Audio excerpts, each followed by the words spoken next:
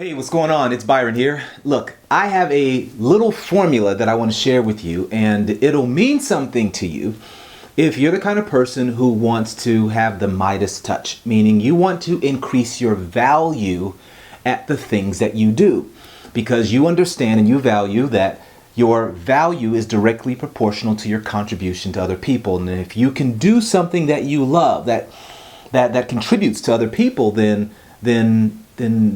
today's good as gold, right? Well, here's a little formula that I've come up with. I can't take credit for it. I didn't invent it, but I came across it after evaluating my own life and then working with a lot of other people and starting to seeing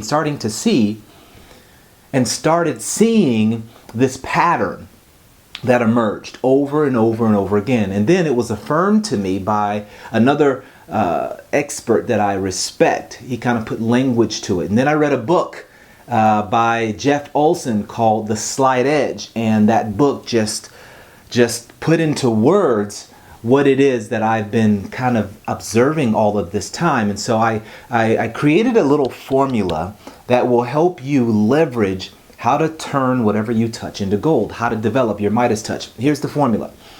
It's SS plus WE equals VAC.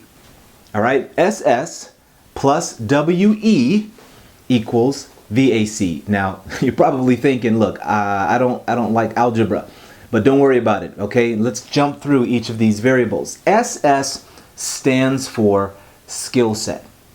If you want to do and get paid for what you love, you must develop a marketable skill set where other people see you as the solution to their problem. And to be more specific, you must develop a specific set of skills that meet the needs of a specific people group, a specific market, a specific niche. When you have a skill and a skill set that combined together, then you all of a sudden become noticed. You separate yourself from the pack. And I say skill set because I'm not just talking have one particular skill. Have a dominant skill, but then have a secondary and a third skill that complements the first one. This is why I say skill set. Because when you combine all of these skills together for your particular niche, then you distinguish yourself from other people that have that same primary skill set. Give you an example. You could be a consultant, right?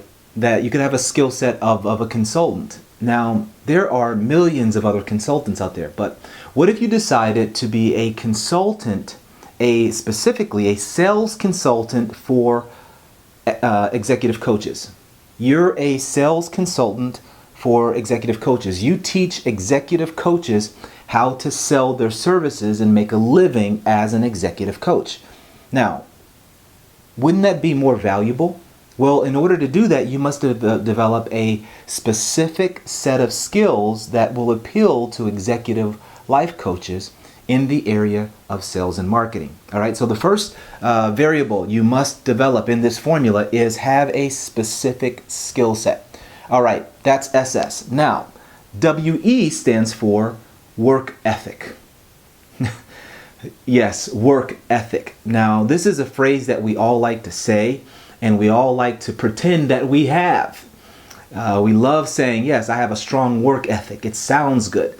But to be honest, and I'll just use myself as an example, I realized that my work ethic was a little soft. Now, I've had the capacity and I've had a work ethic. I've demonstrated a very strong work ethic in sports. You know, I excelled to the top 1% in this world in my event, the 100-meter butterfly, when I was at my prime back in the 90s. Man, time flies.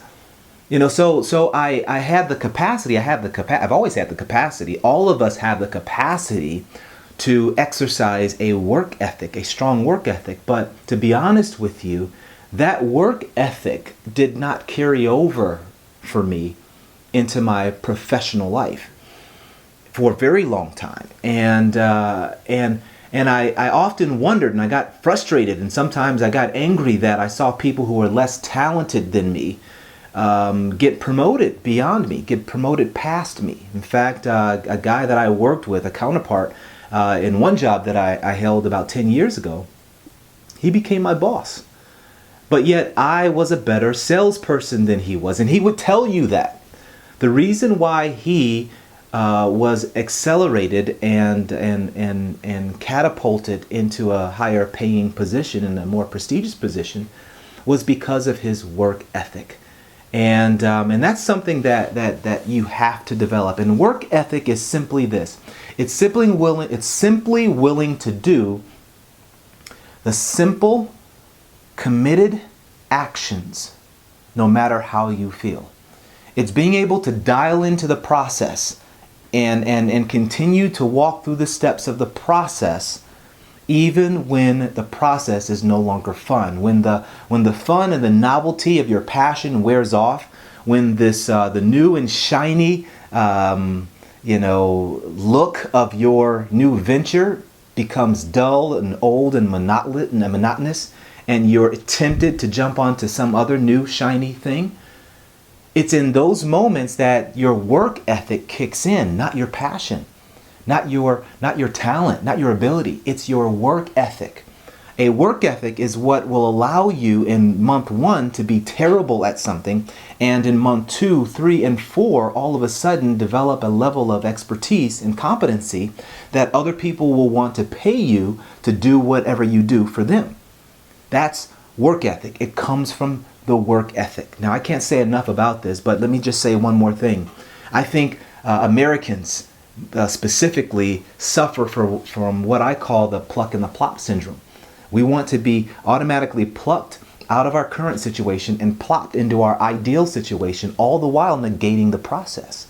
But it is only through the process that you will be transformed. It's only through the process that Malcolm Gladwell talks about when he talks about the 10,000 hours. It's only through the process that mastery is made real. So you have to have a marketable, specific skill set, and you have to be willing to apply a strong work ethic. When you do these two things, then before you know it, and believe me, it doesn't take as long as you think, but it does take time. But when you combine and you are faithful to exercising these two things, then your VAC will become overwhelmingly apparent. And what is VAC? VAC is your value added contribution. You see, your value is directly proportional to the contribution that you make to other people. And when other people can see your skill set and they experience your work ethic, evidenced by the quality of work that you continue to produce over and over again, then all of a sudden they will start to see you as their trusted authority, and they will go to you and pay you to do and to share what it is you love. So guys, that's the formula that you want to apply. If you're tired of being the best kept secret in the world, or if you're tired of people saying that they love what you do but they're not buying from you, and you're just sick and tired of other people who are less talented than you getting all of the spoils, reaping all of the fruit and all of the benefits, then apply this little formula.